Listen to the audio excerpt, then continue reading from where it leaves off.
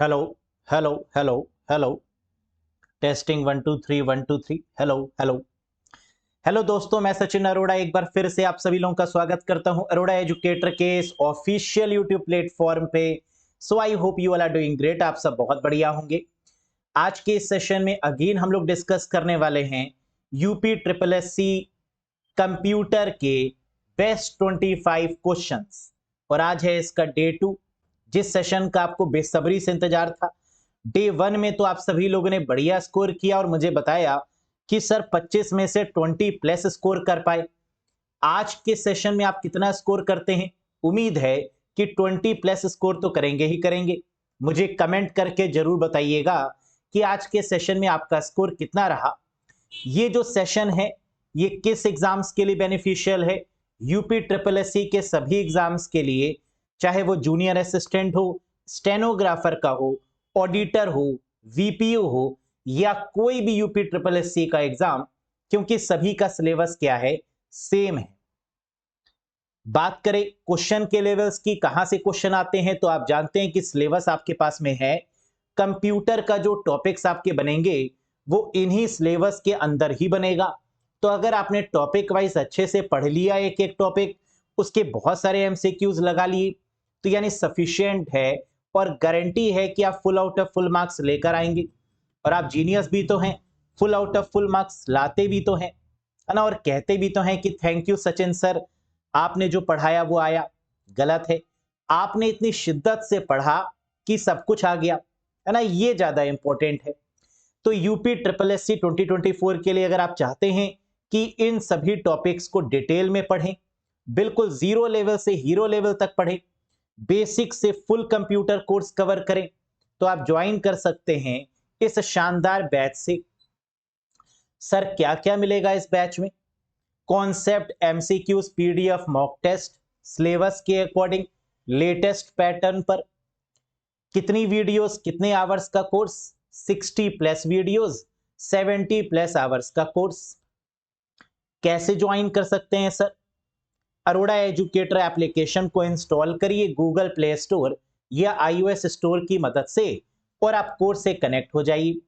Link आपको description box और comment box में भी मिल जाएगा। कोई कंफ्यूजन है, कुछ पूछना चाहते हैं, दिए गए नंबर पे व्हाट्सएप करके भी आप हमसे डायरेक्ट अपनी क्वेरी को रख सकते हैं और अपने कंफ्यूजन को रिजॉल्व कर सकते हैं।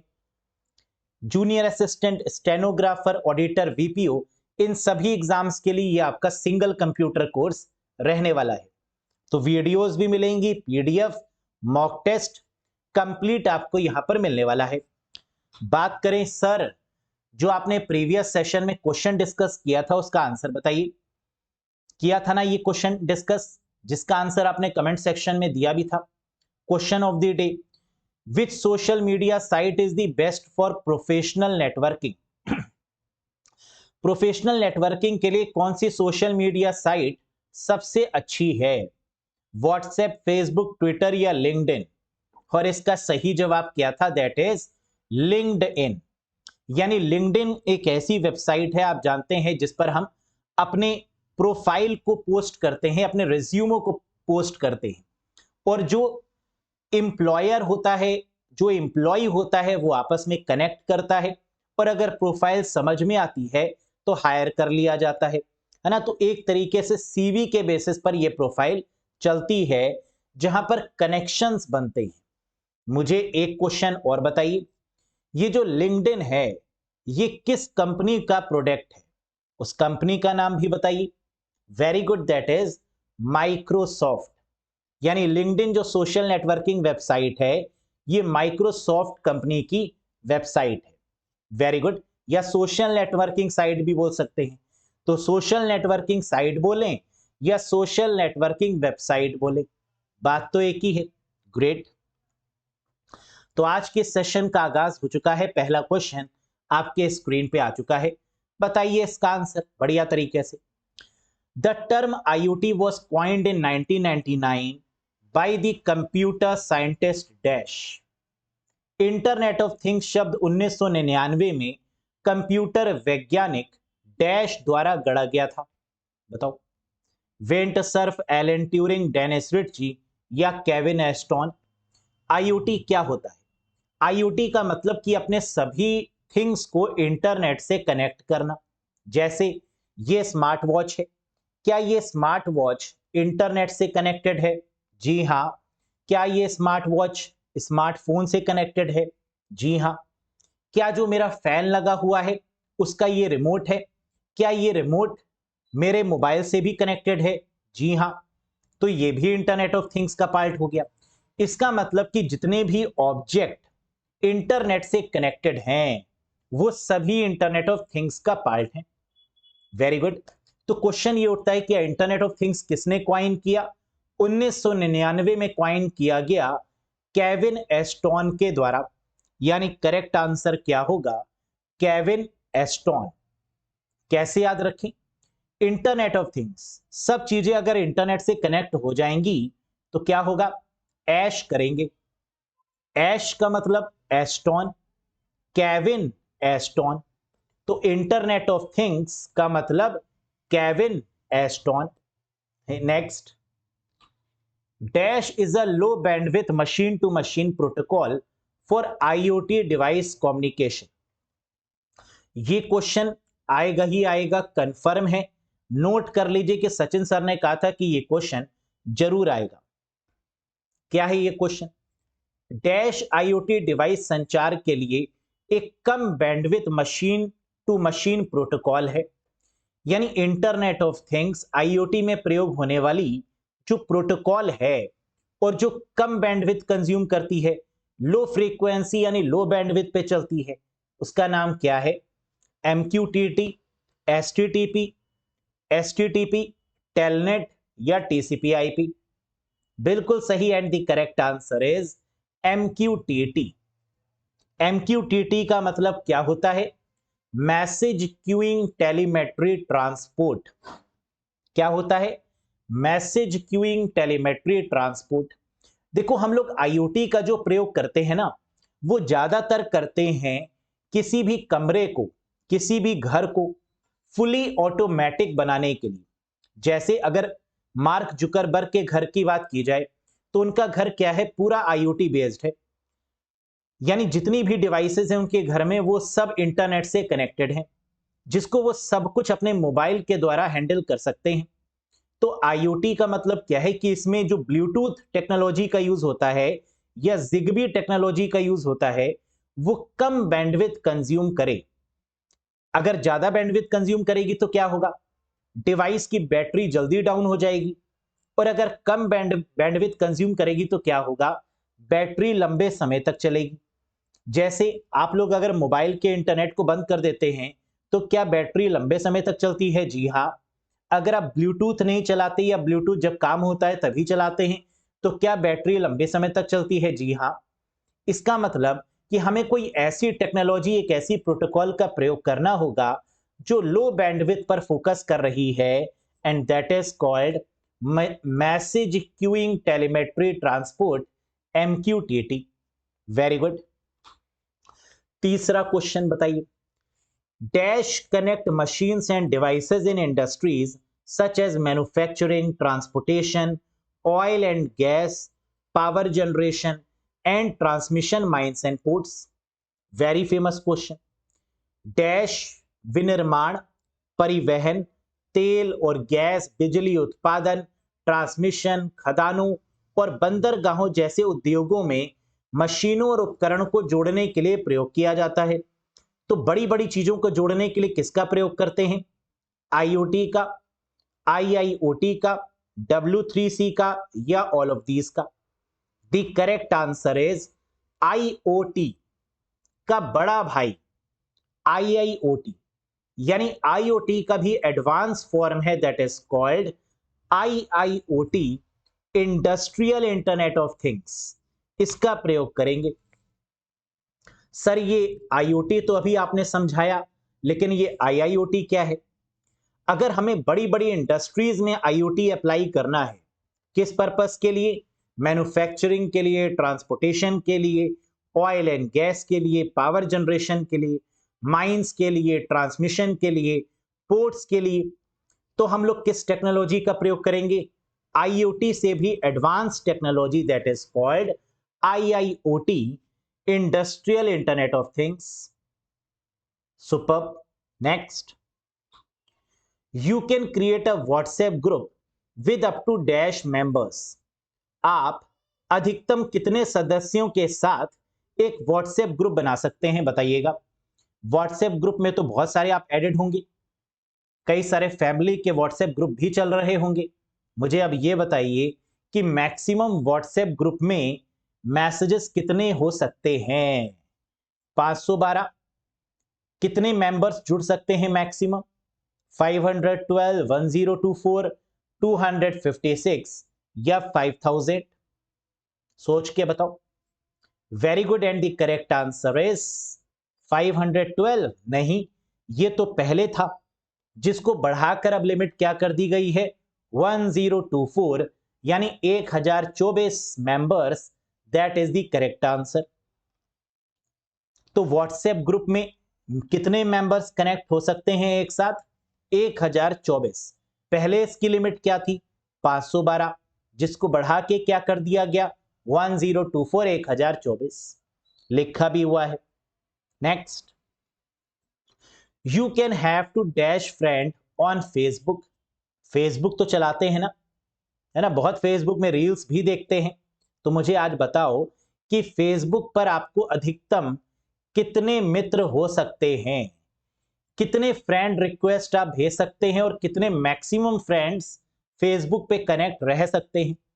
1000, 4000, 3000 या 5000? क्या है इसकी लिमिट? बिल्कुल सही, and the correct answer is option number 4, that is 5000। Option था 4, आपने बिल्कुल सही किया विचार।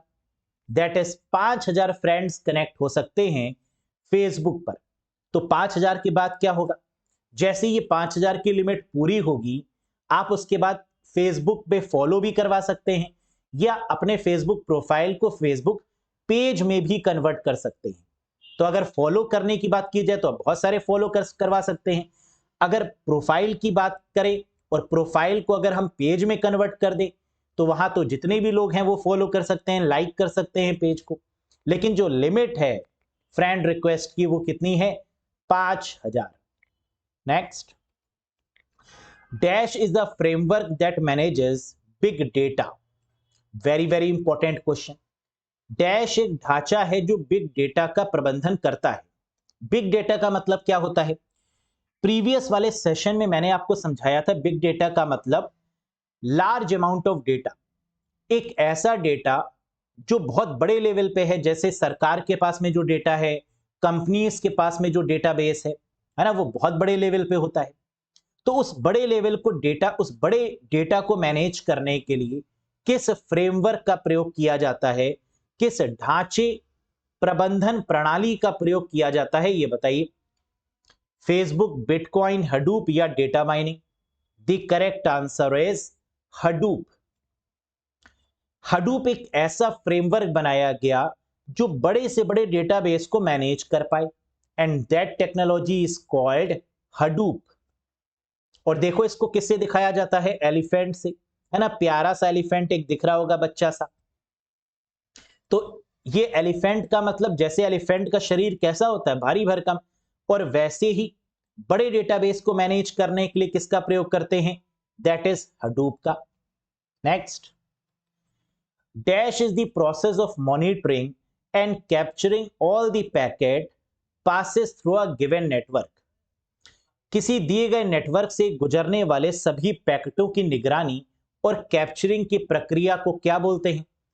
हम लोग सब जानते हैं कि जब हम साइबर सिक्योरिटी की बात करते हैं, जब हम साइबर क्राइम की बात करते हैं, तो वहां पर इंटरनेट के ऊपर जो डेटा ट्रैवल करता है वो पैकेट्स के फॉर्म में करता है। जो हैकर होते हैं वो क्या करते हैं? उन पैकेट्स को कैप्चर करते हैं, है ना, कहते हैं ये पैकेट मुझे दे दो ठाकुर। जो कंप्यूटर चलाने वाला होता है वो कहता है अच्छा लेकर दिखाओ। अगर वो पैकेट को ले लेता है, मॉनिटर करता है, उसको कैप्चर करता है, तो इस तरीके के प्रोसेस को क्या बोलते हैं? That is called sniffing.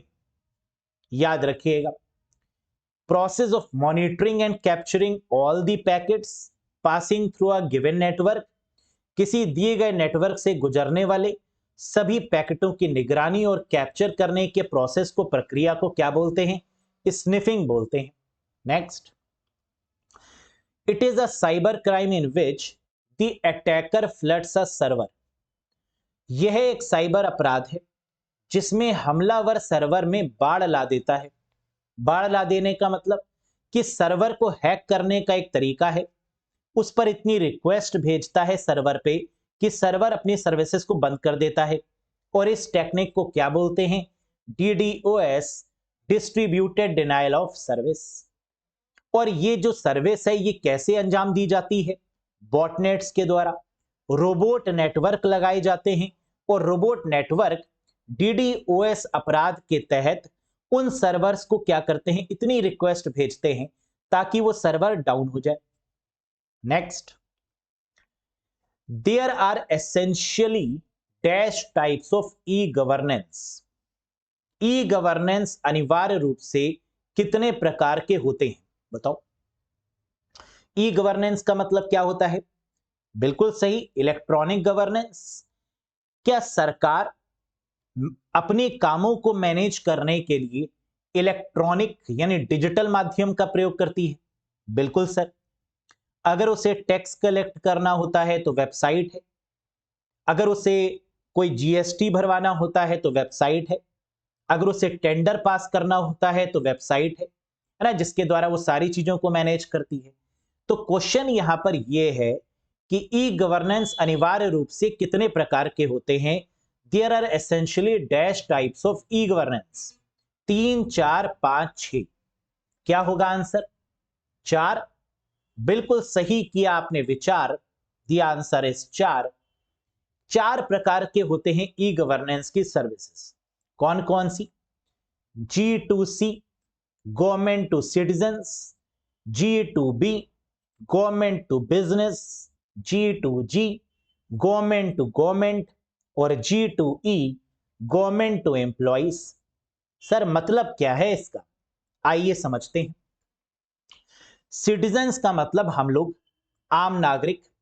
हम आम नागरिक गवर्नमेंट को कैसे कैसे कनेक्टेड है? गवर्नमेंट टू सिटीजन्स कैसे कनेक्टेड है? जब भी हम कोई सामान खरीदते हैं तो क्या हम उसकी जीएसटी, क्या हम उसमें टैक्स पे करते हैं? है ना, डायरेक्ट और इनडायरेक्ट मैनर में। यस, गवर्नमेंट टू सिटीजन हो गया।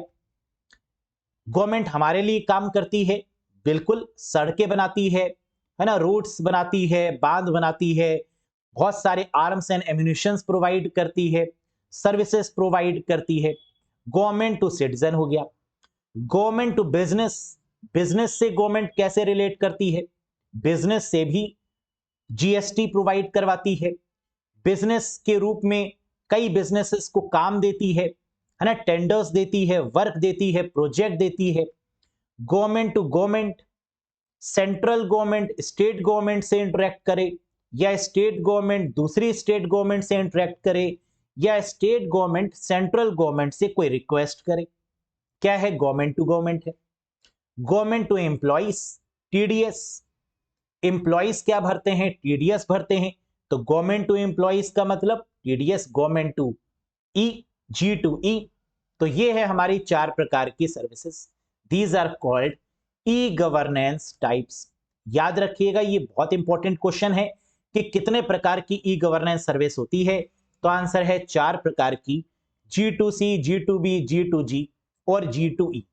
कई बार क्वेश्चन ऐसे भी आता है कि नीचे दिए गए ऑप्शन में कौन सा ई गवर्नेंस का टाइप नहीं है, तो वहां दे दिया होता है B2C या B2B। तो अगर B2B या B2C कुछ भी ऐसा दिया गया है तो वो नहीं होगा, क्योंकि गवर्नमेंट की इन्वॉल्वमेंट जरूरी है। तो G2C, G2B, G2G, G2E, ये सब आपके टाइप्स ऑफ ई गवर्नेंस हैं। Very good. Among these which is not the pillar of e-governance, इनमें से कौन सा ई गवर्नेंस का स्तंभ नहीं है? पहले तो मुझे यह बताओ कि ई गवर्नेंस के पिलर होते कितने हैं, और फिर मुझे बताओ कि इनमें से कौन सा पिलर नहीं है। पीपल, प्रोसेस, टेक्नोलॉजी या प्रोटोकॉल? क्या होगा आंसर? सोच के बताओ भाई। पिलर होते हैं 4। कितने? 4। सर टाइप्स भी 4 और पिलर भी 4? जी हां। कौन कौन से? प्यूपिल, प्रोसेस, टेक्नोलॉजी और रिसोर्सेस। क्या नहीं है? प्रोटोकॉल नहीं है। प्यूपिल का मतलब क्या है? ई गवर्नेंस में लोगों का होना जरूरी है। अब वो लोग एम्प्लॉयज भी हो सकते हैं, सिटीजन्स भी हो सकते हैं, वो आपके एम्प्लॉयज हो सकते हैं, बिजनेसमैन भी हो सकते हैं, वो सिटीजन्स भी हो सकते हैं। तो प्यूपिल का होना तो अनिवार्य है। प्रोसेस का मतलब वो कोई प्रोसेस में लगे हुए हो। प्रोसेस का मतलब या तो वो बिजनेसमैन हो या तो वो सर्विसमैन हो, है ना किसी तरीके से वो गवर्नमेंट की मदद कर रहे हो, सहायता कर रहे हो, या तो टैक्स के फॉर्मेट में या सर्विसेज के फॉर्मेट में। प्रोसेस। टेक्नोलॉजी, सरकार क्या करेगी, आपस में लिंक कैसे होगा उनका सरकार से? Via website, digital mediums, applications. तो यानी टेक्नोलॉजी का होना भी ई गवर्नेंस में जरूरी है। और रिसोर्सेस यानी साधन। तो इन 4 पिलर के ऊपर रुकी हुई है क्या? ई गवर्नेंस सेवा। याद रखिएगा, पीपीटीआर। पीपी मतलब प्यूपिल और प्रोसेस, टीआर का मतलब टेक्नोलॉजी और resources. Very good. Total number of characters that a cell can contain in MS Excel 2016 या 2019। एमएस एक्सेल 2016 या 2019 में एक सेल में कुल कितने अक्षर हो सकते हैं? हम सब जानते हैं कि एक्सेल शीट में कई सारी सेल होती हैं। उन सेल्स के अंदर कितने कैरेक्टर्स हो सकते हैं maximum? The answer is 32,767 characters. तो एक सेल के अंदर जो मैक्सिमम कैरेक्टर्स हो सकते हैं वो कितने हो सकते हैं? 32,767 कैरेक्टर्स। इससे ज्यादा सेल के अंदर कैरेक्टर्स नहीं हो सकते। क्लियर है? और सेल के कॉम्बिनेशन को क्या बोलते हैं? इन सेल के कॉम्बिनेशंस को बोलते हैं रोज या कॉलम्स। और रोज और कॉलम्स के कॉम्बिनेशन को क्या बोलते हैं? वर्कशीट। तो क्या एक्सेल शीट एक वर्कशीट होती है? जी हां। वर्कशीट के कॉम्बिनेशन को क्या बोलते हैं? वर्कबुक। वर्कशीट के कॉम्बिनेशन को क्या बोलते हैं? वर्कबुक। यस। आगे बढ़ते हैं। What is the row height in points MS Excel 2021? Excel 2021 मतलब लेटेस्ट वाले वर्जन की बात हो रही है। एमएस एक्सेल 2021 में या किसी भी वर्जन में पंक्ति की ऊंचाई कितनी होती है? एक रो की जो हाइट है वो कितने पॉइंट्स की है? बताओ आंसर। ये रहे ऑप्शंस। क्या लगता है कि एक्सेल में जो रो की हाइट है वो कितने पॉइंट्स की होगी? The correct answer is 409 point. किसी भी वर्जन के बारे में बात करें, हाइट सब में सेम है, दैट इज 409 पॉइंट, यानी third is the right one. देख भी सकते हैं, रो की जो हाइट है वो 0 से लेकर 409 के बीच में रहती है। Next, shortcut key for find and replace dialog boxes. Find and replace dialog box की जो शॉर्टकट की है वो क्या है? Control H, control F, both 1 and 2 या control R. Find and replace MS Word में भी लगा सकते हैं, एक्सेल में भी लगा सकते हैं। अगर हमें किसी भी वर्ड को फाइंड करना है और रिप्लेस करना है किसी दूसरे से, तो शॉर्टकट की क्या होगी? Control H is the right one for find and replace. जो फाइंड करना है वो लिख दीजिए ऊपर, जिससे रिप्लेस करना है उसको नीचे लिख दीजिए। 3 इडियट्स में इसका प्रयोग किया भी गया था, याद आया? Next, in a presentation of PowerPoint the special effect used to introduce slides are known as.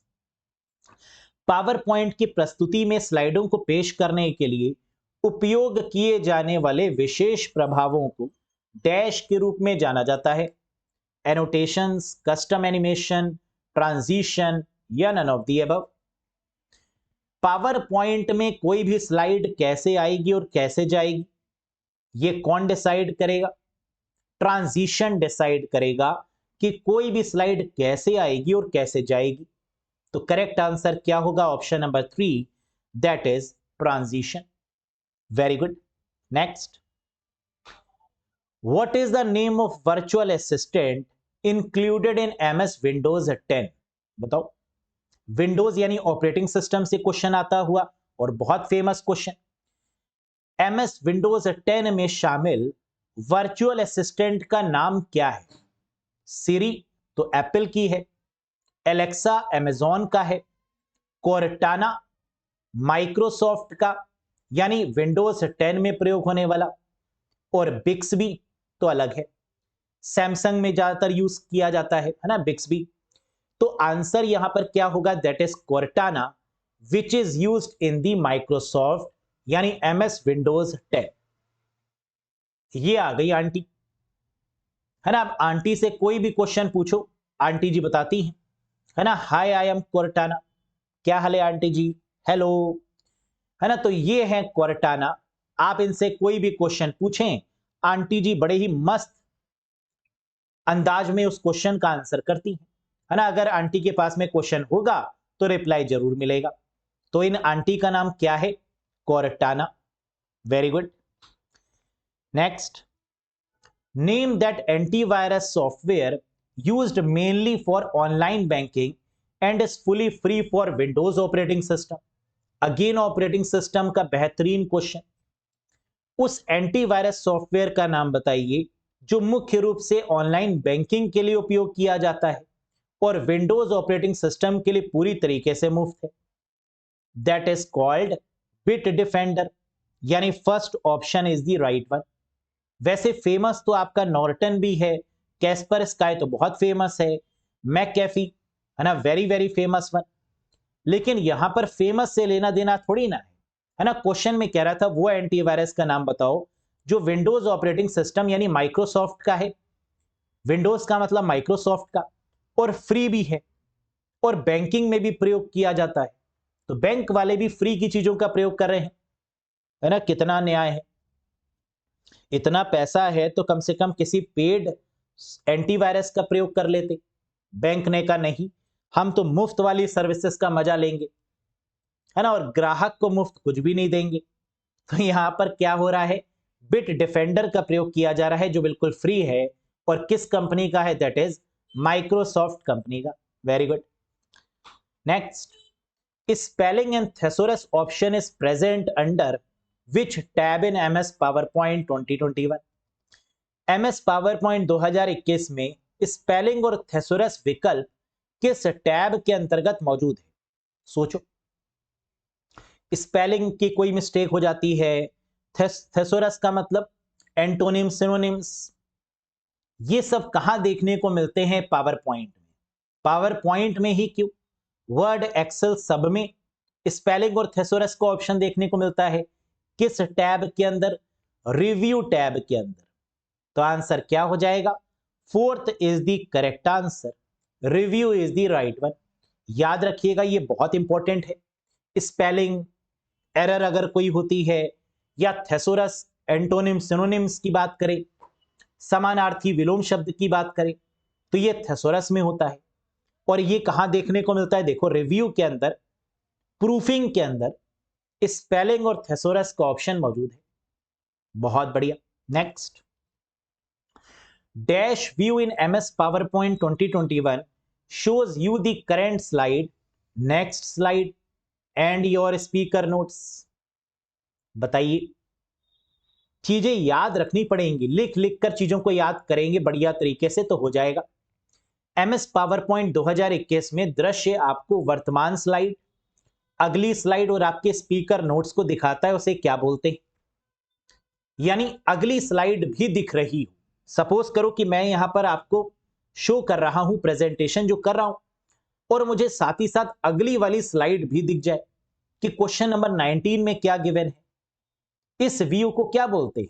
Presenter view, जिसमें हमें करंट स्लाइड भी दिखे, अगली वाली स्लाइड भी दिखे और स्पीकर नोट्स यानी नीचे नोट्स का ऑप्शन भी दिखे। तो इस व्यू को बोलते हैं that is called presenter view. कुछ इस प्रकार का होता है। देखिए, यहां पे करंट स्लाइड दिख रही है बीच में, अगली वाली स्लाइड देखो ऊपर की तरफ दिख रही है, और नीचे हमको देखो नोट्स भी दिख रहे हैं, स्पीकर नोट्स। कुछ ऐसी चीजें लिख के रख सकते हैं, है ना, जो प्रेजेंटेशन के दौरान हमें देखनी पड़ सकती हैं, तो वो स्पीकर नोट्स में लिख ली जाती हैं।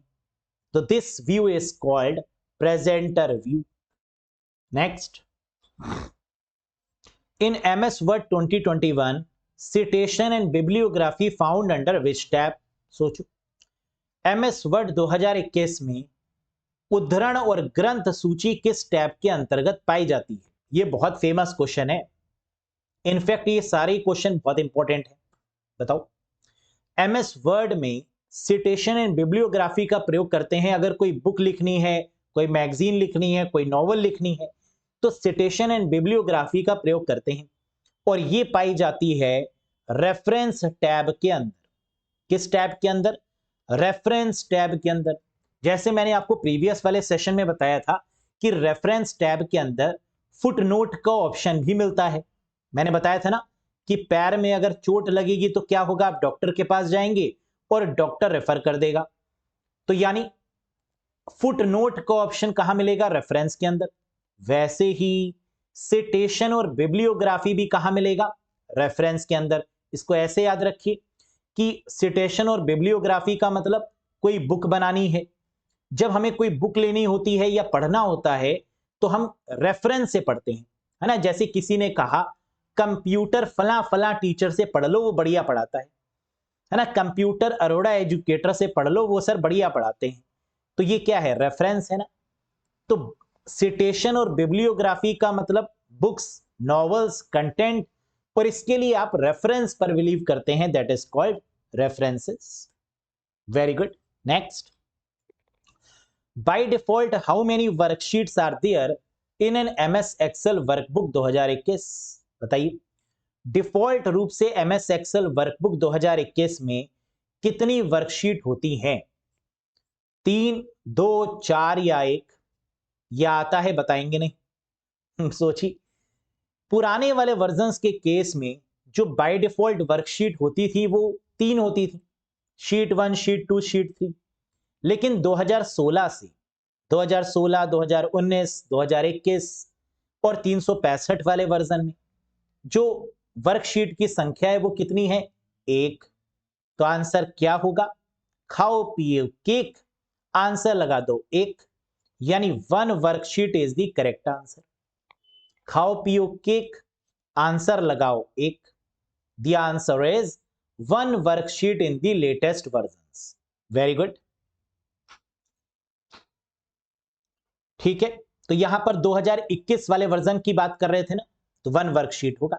365 वाले वर्जन की बात करते तो भी 1 होता। 365 वाले वर्जन में भी कितनी है? 1 वर्कशीट है बाय डिफॉल्ट। 2016, 2019, 2021, है ना, इन सब में 1 वर्कशीट है by default. Next, in which text email messages are usually encoded? कह रहे किस टेक्स्ट में ईमेल संदेशों को आमतौर पर इनकोड किया जाता है? जब हम कोई मेल भेजते हैं तो वो मेल किस फॉर्मेट में जाता है? रजिस्टर, फ्लिप फ्लॉप, किलोबाइट या आस्की? जो मैसेज है वो हमेशा, जो टेक्स्ट मैसेज है वो हमेशा आस्की मैनर में जाएगा, आशिकी नहीं, ASCII. American Standard Code for Information Interchange. अब ये क्या होता है? टेक्स्ट मैसेजेस को आस्की मैसेजेस भी बोलते हैं। The text messages are also called as ASCII messages और आस्की मैसेजेस, है ना। American Standard Code for Information Interchange. Very good, यानी 4th is the correct answer. लिख भी दिया है, American Standard Code for Information Interchange, that is called ASCII. Next, when the mail server send mail to another mail server it becomes? ये तो बहुत famous question है। जब मेल सर्वर दूसरे मेल सर्वर को मेल भेजता है तो वह बन जाता है क्या? जो मेल भेजता है वो क्या होता है? क्लाइंट होगा या सर्वर होगा? सोच के बताओ। when the mail server send mail to another mail server, भेजने वाला हमेशा क्या करेगा? रिक्वेस्ट। जो रिक्वेस्ट करेगा वो क्या होगा? क्लाइंट। जिसे मिलेगा वो क्या होगा? सर्वर। तो हमेशा सेंड कौन करेगा? क्लाइंट। क्या क्लाइंट दिया हुआ है? Yes, SMTP client is the right answer. जब मेल सर्वर दूसरे मेल सर्वर को मेल भेजता है तो वह क्या बन जाता है? SMTP client. Next, Gmail is free to use. बिल्कुल सही बात है। गूगल मेल यानी जीमेल बिल्कुल मुफ्त है। हम लोग जीमेल पर जाते हैं, gmail.com पे जाते हैं, वहां फ्री में जीमेल अकाउंट बना लेते हैं, है ना, बिल्कुल फ्री है। Whereas dash is a chargeable service. क्या जीमेल की कोई चार्जेबल सर्विस भी है? क्या ऐसा भी है कि अगर हमें जीमेल में कुछ एक्स्ट्रा सर्विसेज अवेल करनी है तो हम उसके लिए पैसे दे दें और हमें बहुत एक्स्ट्रा ऑर्डिनरी सर्विसेज मिल जाए? जीमेल उपयोग करने के लिए निशुल्क है, यह बात बिल्कुल सही है, जबकि डैश एक शुल्क योग्य सेवा है। अब अगर हम पेमेंट देते हैं तो उस सर्विस को हम जीमेल नहीं बोलेंगे, that is called Google work space. Gmail free है, लेकिन अगर वैसी ही सर्विसेज हमें चार्ज देकर उससे बेहतर लेनी है तो अब उसे हम लोग क्या बोलते हैं? That is called Google Workspace, यानी fourth is the correct one. Clear? Very good. अब इस गूगल वर्क स्पेस के अंदर देखो बहुत सारी चीजें आती हैं। गूगल मेल है, गूगल ड्राइव है, गूगल कैलेंडर है, गूगल मीट है। तो यहां पर हमें बहुत सारी सर्विसेज मिल जाती हैं, वो भी एडिशनल फीचर्स के साथ, है ना। उसमें बहुत सारी हमें फैसिलिटीज मिलती हैं, बहुत सारी एडिशनल फैसिलिटीज मिल जाती हैं। तो this is called Google workspace. Great. Next, Windows 10 and 11 operating system से क्वेश्चन है। विंडोज 10 और 11 belongs to which family of Windows? Windows 10 और 11 विंडोज के किस परिवार से संबंधित है? विंडोज एपी, विंडोज एनटी, विंडोज नेट या Windows 7X? The correct answer is Windows NT. NT का मतलब होता है न्यू टेक्नोलॉजी। तो विंडोज 10 और विंडोज 11 जिस परिवार से संबंध रखते हैं वो क्या है? NTFS, new technology file system. और न्यू टेक्नोलॉजी फाइल सिस्टम का जो पहला हमारा है वो क्या है? विंडोज एनटी है। तो करेक्ट आंसर क्या होगा? Windows NT is the correct one. जब एनटीएफएस फाइल सिस्टम आया कि किस प्रकार फाइल्स को सेव करेंगे, तो सबसे पहले शुरुआत किसकी हुई? विंडोज एनटी की। और इसके बाद जितने भी ऑपरेटिंग सिस्टम बने वो विंडोज एनटी को सपोर्ट करने वाले ही बने। तो ये किस फैमिली को बिलोंग करते हैं? तो आंसर है विंडोज न्यू टेक्नोलॉजी। एनटी का मतलब new technology. Which one of the following is not considered a real time operating system? निम्नलिखित में से किसी रियल टाइम ऑपरेटिंग सिस्टम में नहीं माना जाता। रियल टाइम ऑपरेटिंग सिस्टम का मतलब जो वास्तविक समय पर काम करे वो रियल टाइम है। जैसे RTGS, real time gross settlement, जैसे रोबोट्स रियल टाइम पर काम करते हैं, एटीएम मशीन्स रियल टाइम पर काम करती हैं। तो ऐसी चीजों को हम लोग क्या बोलते हैं? Real time operating systems. Emboss real time है, वीएक्स वर्क्स रियल टाइम है, links operating system real time है, जबकि विंडोज आपका रियल टाइम नहीं है। तो करेक्ट आंसर हो जाएगा Windows is not a real time. Windows operating system real time नहीं है, जबकि VX works, links operating system, emboss operating system real time operating system के एग्जांपल्स हैं। Very good. तो इसी के साथ 25 क्वेश्चन का सफर तय होता है, लेकिन मुझे बताइएगा जरूर कि 25 में से आपने कितना स्कोर किया। बताना जरूर कितना स्कोर किया है ईमानदारी के साथ। क्वेश्चन ऑफ द डे का भी तो आंसर करिए, है ना। आज का क्वेश्चन क्या है? Dash protocol is better suited for configurations where email need to be accessed only from a single device. Sir question ही नहीं समझ में आया, है ना। आओ समझते हैं, इधर आओ। डैश प्रोटोकॉल उन कॉन्फ़िगरेशन के लिए बेहतर अनुकूल है जहां ईमेल को केवल एक डिवाइस से एक्सेस करने की आवश्यकता होती है। एक्सेस, ईमेल को एक्सेस करने का मतलब क्या है? एक तो होता है ईमेल को सेंड करना, एक होता है ईमेल को एक्सेस करना। तो ईमेल को एक्सेस करने वाली प्रोटोकॉल का नाम बताइए, लेकिन फ्रॉम अ सिंगल डिवाइस, वो केवल एक ही डिवाइस पर काम करता हो, ईमेल को केवल एक डिवाइस से एक्सेस करने की आवश्यकता हो, ऐसी एक्सेस करने वाली प्रोटोकॉल का नाम बताइए। समझ में आया?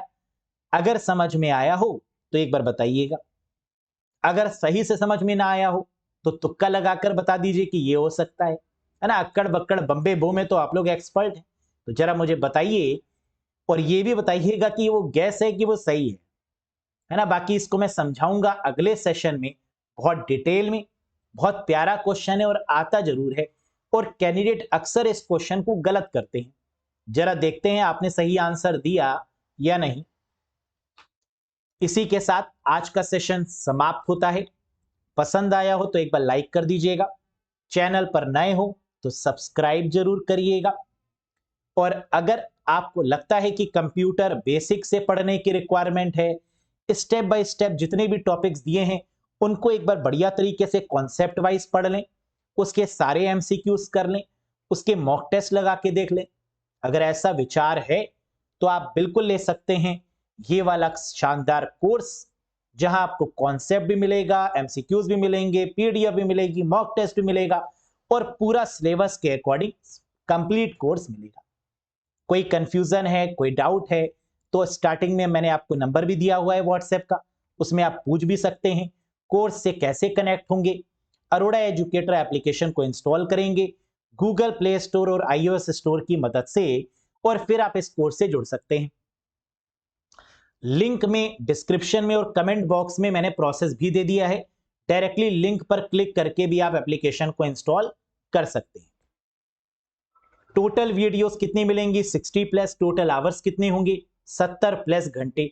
इतना तो पढ़ेंगे ना, तभी तो full out of full score आएगा, है ना। तो बिल्कुल ज्वाइन करिएगा। कोई कंफ्यूजन हो तो मुझे बताइएगा। बाकी अगर इस सेशन में कोई डाउट लगा तो एक बार कमेंट सेक्शन में बताइएगा कि सर ये क्वेश्चन समझ में नहीं आया, ये चीज समझ में नहीं आई, बताइएगा जरूर। मिलते हैं बहुत जल्द अगले सेशन में। Till then bye bye and take care guys.